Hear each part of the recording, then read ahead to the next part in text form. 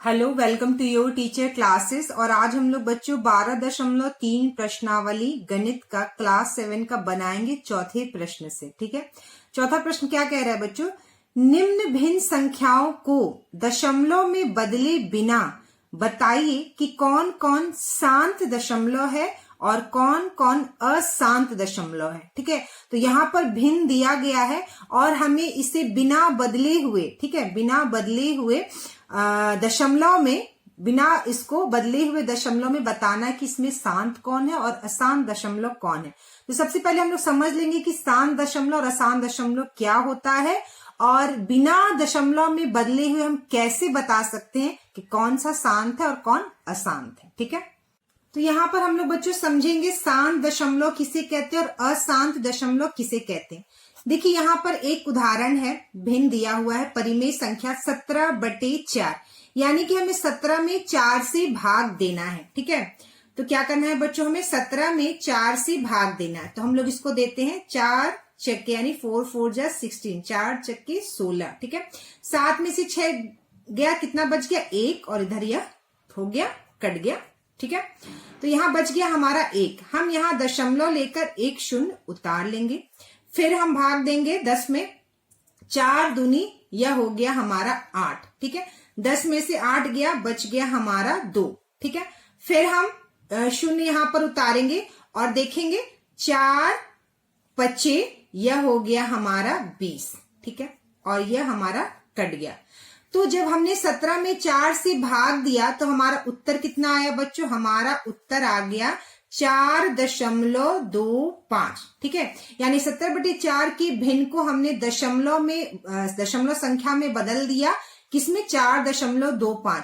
जब हम 17 में 4 से भाग दे रहे हैं बच्चों, तो हमारा जो भाग है वो पूरी तरह से 17 जो है, 4 से जो है हमारा 17 जो है वो पूरी तरह से जब हम भाग दे रहे हैं तो यह दशमलव संख्या जो आ रहा है हमारा उत्तर, यह अंत में यहाँ पर पूरी तरह से यह विभाजित हो जा रहा है। ठीक है, यहाँ देखिए जब हम 17 में 4 से भाग दे रहे हैं तो हमारा जो उत्तर आ रहा है 4.25 आने के बाद यह पूरी तरह से विभाजित हो गया, यहाँ पर कुछ भी शेष नहीं बचा। ठीक है, तो जब कुछ भी शेष नहीं बचता है, पूरी तरह से विभाजित हो जाता है, तो इसे हम शांत दशमलव कहते हैं। ठीक है, पूरी तरह से विभाजित हो जाता है तो क्या कहते हैं बच्चों? हम इसे शांत दशमलव कहते हैं। अब चलिए यहाँ पर एक दूसरा उदाहरण देखते हैं, 16/3। यहाँ पर एक परिमेय संख्या या आप कहिए भिन्न दिया हुआ है 16/3, यानी 16 में हमें क्या करना है? 3 से भाग देना है। ठीक है, तो 16 में क्या करना है बच्चों? हमें 3 से भाग देना है। तो कितने बार में जाएगा? 3 पचे हमारा जाएगा ये 15। 6 में से 5 गया, 1, और यह कट गया। हमने यहाँ दशमलव लेके शून्य को उतारा, फिर कितने बार में जाएगा? 3 तिरिका 9, कितना बच गया? 10 में से 9 गया, 1 बच गया। फिर हमने यहाँ पर शून्य उतारा, फिर ये कितने बार में जाएगा? 3 तिरिका 9, फिर यहाँ 1 बच गया। फिर हमने क्या किया? शून्य को उतारा, फिर 3 तिरिका 9। और इस तरह से क्या होगा बच्चों? हम बार बार 3 से भाग देते जाएंगे और 3 से भाग देते जाएंगे और हमारा शेष जो है वो 1 बचता जाएगा। हम शून्य उतार कर 3 3 3 3 इस तरह भाग देते जाएंगे। ठीक है, और बच्चों इसे हम अनंत तक भी भाग देते जाएंगे तो भी भाग की जो क्रिया है वो पूरी नहीं होगी, हमारा एक शेष बचता चला जाएगा। ठीक है, हमेशा क्या होगा बच्चों? एक शेष बचता चला जाएगा अगर हम बार बार भाग देंगे तो भी, यानी यह 3 3 3 बार रिपीट होता जाएगा। यानी 16/3 का क्या आ जाएगा? हमारा निरूपण दशमलव में क्या आ जाएगा बच्चों? 5.333, और यह कितना आगे तक चलता चला जाएगा। ठीक है, तो इस तरह के दशमलव निरूपण को अशांत दशमलव कहते हैं। ठीक है, ये अशांत है, ये चलते चला जाएगा। ठीक है, और यहाँ पर क्या हो रहा है? यह पूरी तरह विभाजित हो जा रहा है। ठीक है, तो यह यहाँ पे पूरी तरह विभाजित 4.25 आने तक ये पूरी तरह से विभाजित हो गया, इसलिए शांत है। लेकिन यह अशांत है, ये 3 3 3 तक चलता चला जाएगा। ठीक है, तो शांत दशमलव और अशांत दशमलव को आप समझ गए होंगे किसे कहते हैं। ठीक है, अब हम लोग प्रश्न की ओर बढ़ते हैं।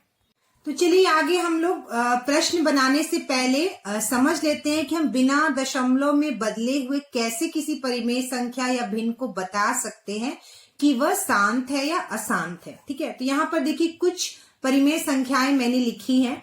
5/8, 24/25, 3/10, 9/4, 17/4।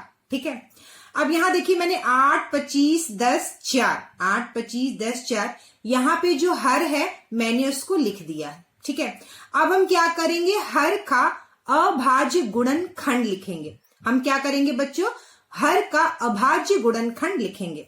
तो 8 का अभाज्य गुणनखंड क्या हो जाएगा बच्चों, 2 गुना 2 गुना 2। ठीक है, 25 का अभाज्य गुणनखंड क्या हो जाएगा, 5 गुना 5। 10 का अभाज्य गुणनखंड क्या हो जाएगा बच्चों, 5 गुना 2। और 4 का अभाज्य गुणनखंड क्या हो जाएगा, 2 गुना 2। ठीक है, तो यहां पर देखिए, यहां पे जितने भी हर के अभाज्य गुणनखंड है उसमें 2 है, 5 है, या 5 अकेले है, या सिर्फ 2 अकेले है, या 2 और 5 साथ में है। ठीक है, तो यहां पर देखिए 8 के अभाज्य गुणनखंड में सिर्फ 2 है, 25 के गुणनखंड में सिर्फ 5 5 है, और यहां 10 के गुणनखंड में 5 और 2 दोनों है। ठीक है, तो अब यहां पर बात को ध्यान से समझिएगा। अभाज्य गुणनखंड, जब हम किसका अभाज्य गुणनखंड करेंगे बच्चों, हर का। ठीक है, जब हर का अभाज्य गुणनखंड करेंगे उसमें 2 या 5 या दोनों हो। ठीक है, तो इस वाले में देखिए सिर्फ 2 है, इस वाले 25 में देखिए सिर्फ 5 है, और 10 वाले में 5 और 2 दोनों है।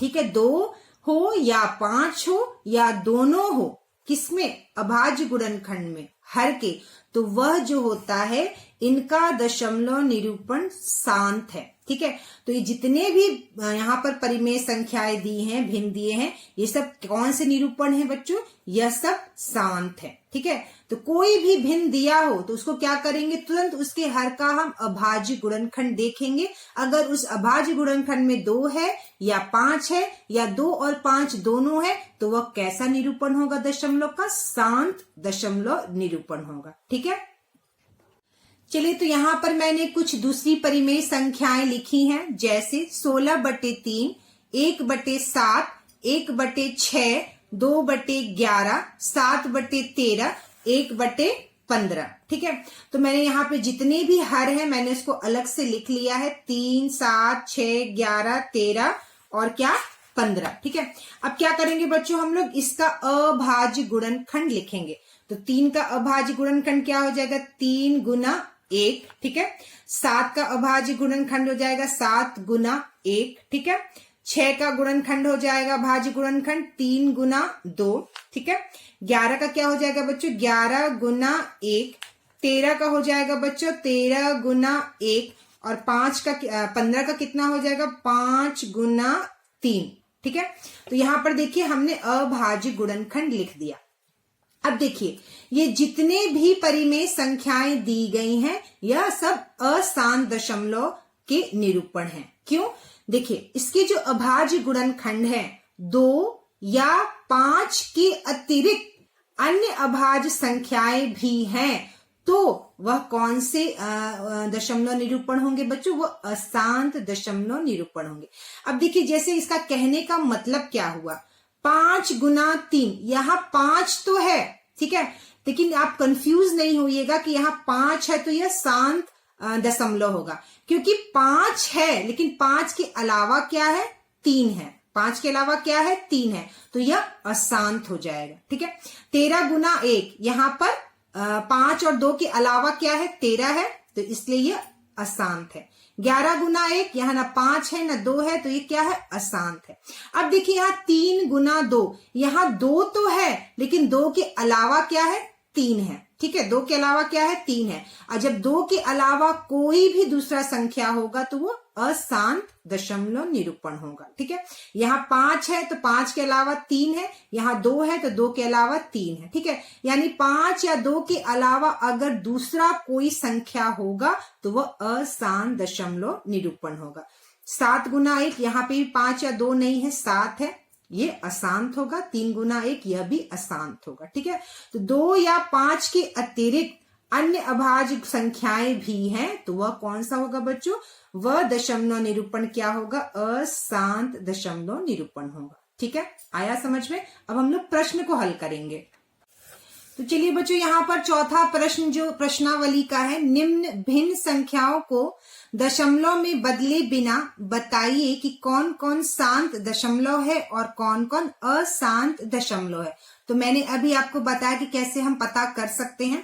तो देखिए यहाँ पर 5/3 दिया हुआ है, तो 3 का अभाज्य गुणनखंड क्या हो जाएगा बच्चों? 3 गुना 1। ठीक है, 3 गुना 1 यानी 3 है, 2 और 5 नहीं है, तो यह क्या हो गया बच्चों? यह हो गया अशांत दशमलव का निरूपण। पता चल गया हमें। यहाँ पर 6 है, हर हमने 6 लिख लिया। अब हम लोग इसका अभाज्य गुणनखंड लिख लेंगे, तो यह हो गया 3 गुना 2। ठीक है, यानी ये 2 के अलावा 3 है, तो यह क्या हो गया? ये भी क्या हो गया बच्चों? अशांत दशमलव का निरूपण हो गया। ठीक है, अब देखिए यहाँ 5 है, 5 का अभाज्य गुणनखंड क्या हो जाएगा? 5 गुना 1, यानी 5 हो या 2 हो या दोनों हो, तो वह क्या होता है बच्चों? शांत दशमलव का निरूपण होता है। ठीक है, अभाज्य गुणनखंड। यहाँ 24 है, तो 24 का अभाज्य गुणनखंड क्या हो जाएगा? 2 दूनी 4, 4 दूनी 8, 8 तिरिका 24। ठीक है, यानी कि देखिए 2 तो है, लेकिन 2 के अलावा दूसरी अन्य संख्या 3 है, तो यह भी क्या हो जाएगा बच्चों? अशांत दशमलव का निरूपण हो जाएगा। अब 15/8 है, तो 8 का अभाज्य गुणनखंड क्या हो जाएगा? 2 गुना 2, 2 दूनी 4, 4 दूनी 8, यानी 2 2 2। सिर्फ 2 है, तो यह किसका निरूपण है बच्चों? यह है शांत दशमलव का निरूपण। ठीक है, तो शांत सिर्फ 2 है, तीसरा और पांचवा क्या है बच्चों? शांत है। क्यों? क्योंकि इसमें सिर्फ 5 है और इसमें सिर्फ अभाज्य खंड में 2 है, और जिसमें 5 या 2 या दोनों, 5 और 2 दोनों होता है, वह शांत दशमलव का निरूपण होता है। और उसके अलावा 2 और 5 के अलावा अगर कोई भी अन्य संख्या है, तो वह अशांत दशमलव का निरूपण होता है। ठीक है।